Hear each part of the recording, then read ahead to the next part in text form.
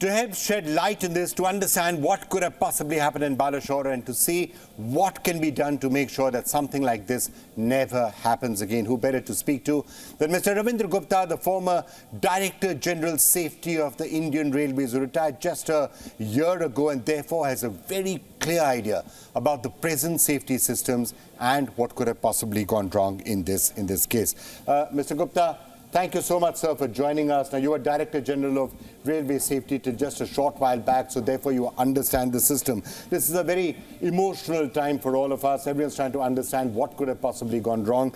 What is your understanding? Was there something wrong with the system? Was there something wrong, human error in how that system was used? What went wrong?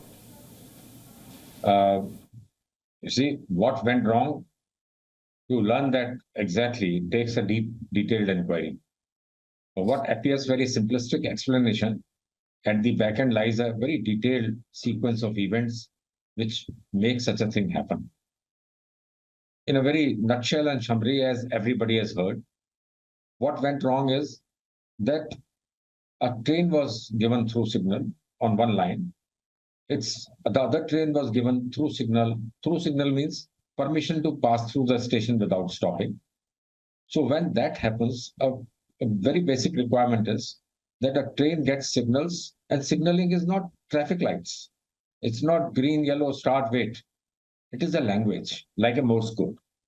So when a driver sees signals in a sequence, he understands what it means.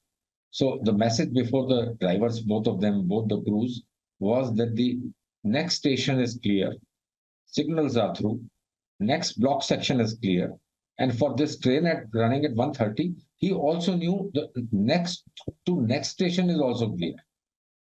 So there was no doubt in his mind where he's going. He was going on a through line, and it was a perfect normal day of operation. Stations have signals, and number is quite large. These, like every other equipment, these do fail. In this also, see, this was my personal suspicion from the day one. The moment I learned about it and heard about the lay of the accident, I realized there's no doubt it's a collision. It's not a side collision. Number two, time slot will tell when and why the other train collided. So that also became clear that the train was also passing through. It was a simultaneous kind of same time slot operation. Why did the straight going train turn to a loop line? System remained blind to it. System did not know. So one small digression at this point. If the system is so designed, the automatic system, if it knows something is failing, it fails on a safe side. It stops train movement. It takes train to a less harmful line. So all that happens. Mr. Gupta, if I could just understand what you've said so that all the viewers are very clear on this. Both the train drivers had got signals saying it was going to be clear for literally dozens of kilometers in front. The entire route is clear. The entire block is clear. Keep going. Yes. Okay. And the train was then told to go into the loop system where it crashed with the goods train, and the system for some reason did not reflect it. None of the signals, none of them reflected the fact that the train is actually going into the loop line instead of going straight. That essentially is what happened, and that's why so many people died. So the question arises, why did the system not know? The core question was, why did the system not know? Every railway expert who heard about this accident would have thought that this has happened. And why did the system? This is the matter of investigation. So initial investigations, my knowledge is based on what I read in newspapers. It says that there was a repair going on. There was a manual repair by which, in course of which, there was a non-interlocking of the system. What happens is when you repair a system, you remove the interlocks and you remove the safety so that you can repair and test. Otherwise, the system won't permit you to test. So in this case, I would understand very briefly that somebody repaired the system, did not carry out the mandatory procedure, and did not carry out the mandatory testing before restoring. In the rush of traffic, momentary decision, I can say that you appoint some security personnel to guard yourself, and one day, because of their urgency and stress, they shoot a normal person instead of shooting a enemy. So something like that happens in a system. So essentially, someone would have been there repairing the system on the ground. This is an automatic system. It's now had manual intervention, and then they switch it back to automatic without actually testing to see if everything is okay. And that's where the error came in. That's where the tragedy originated from. That's essentially what you're summing up for us. No, I do not know. If it is not switched back to automatic, if the system was kicked in, system would have realized the fault.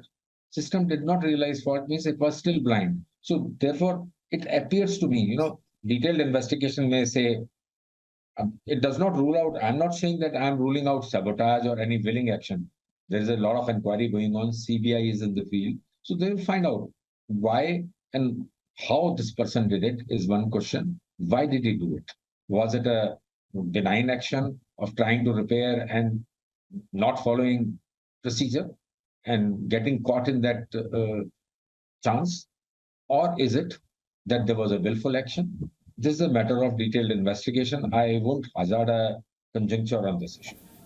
So, Mr. Gupta, let's assume it was not a deliberate accident or sabotage of some sort. Why then would it have happened? Could it be also that there's pressure on those linesmen, there's pressure on the people working on the ground, keep the tracks running, keep the rail running, major expresses are coming, jaldi se repair karo and put the system back online. Is that what sometimes leads to accidents like this or tragedies like this?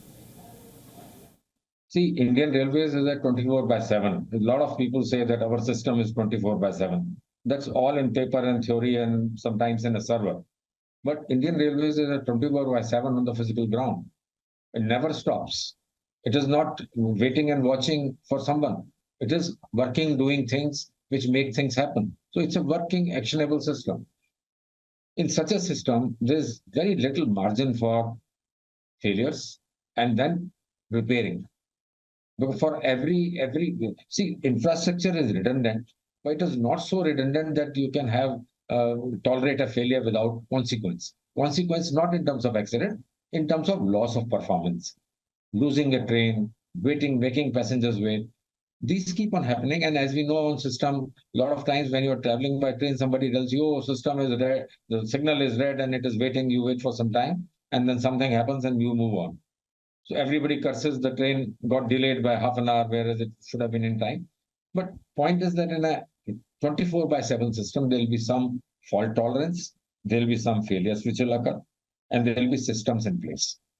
It's a matter of training and discipline in the system that you tell people that you will follow procedures. Now, alongside, there is one very important aspect which comes to my mind, and is very personal opinion which I express. It is that ultimately in the system, we have to realize who's the expert. So there is a degree of respect which needs to flow in the system. Urgency, performance pressures are okay, but the man on the field has to have that confidence that if he has said no to it, he will not be overruled. And as a safety in charge, everywhere, all safety in charges, they insist, follow the rule, make the workman follow the rule. And if workman is following the rule, you obey it. That is a really, really important point that you're making, sir. And that actually is followed in other areas, in airlines and others. For example, if someone says do not fly, nobody ever flies. Now, I'm going to put you the bigger question, though. As somebody who's been Director General, Rail Safety, are we as a country investing all the money, taking all the steps that we need to do when it comes to railway safety? Is it a high enough priority? And are we putting enough effort into making sure that our trains are completely safe? Look, I know what many in the government are saying, no matter how good your systems are, there can be errors, there can be mistakes. But are we doing enough to make sure that safety is the #1 priority? See, the Indian Railways is a very large system. 68,000 odd kilometers, another 3,000 kilometers of other gauges, variety of terrains, forests, hills, deserts, rivers, bridges. It's a very diverse and a very big system. There are bigger systems in terms of length, but diversity of terrain, diversity of users is phenomenal. In such a system to keep similar standards all over is not a very easy task. So whenever you introduce an improvement, it is not switching on a bulb on and off. Railways have invested money in track. We have invested money on the bridges. We have invested money on the level crossings. We have invested money on interlocking. We have invested money on improving signaling, PI and EI all over the system, eliminating manual signaling. So system is progressing, and we are far more advanced than large number of railway systems. So the question that, Mr. Gupta, many in the public have been asking, given all of that, given the fact that there's an accident like this that shakes people's confidence, at the end of the day, what would you tell the people watching this? Is it safe to travel by the Indian Railways? Are enough steps being taken? You must have seen the reports also that in February somebody actually wrote a letter saying there are problems with the system, something like this could actually happen, you need to be very careful about this. All of those reports are also circulating. So what would you tell the public? Should they feel safe or no? Yeah, traveling by trains, if you compare statistics, I won't give you figures, but I'll give you the impression of those figures. We are safer than almost all railways across the world if you check the accident statistics. We are. That means our ability to stop maintenance faults to convert into a safety event, we are pretty good. It's a very intensive system. High sides of this accident, apart from loss of life, is that the coaches withstood a kind of collision which they wouldn't have. If earlier design coaches were there, this accident is some absolute rare thing. In past, never in Indian Railways history, never, I can say without any doubt, a 128-kilometer traveling train has hit into a stationary obstacle. Mr. Ravinder Gupta, former Director General Safety at the Indian Railways, thank you so much for joining us to really help us understand what could have possibly gone wrong.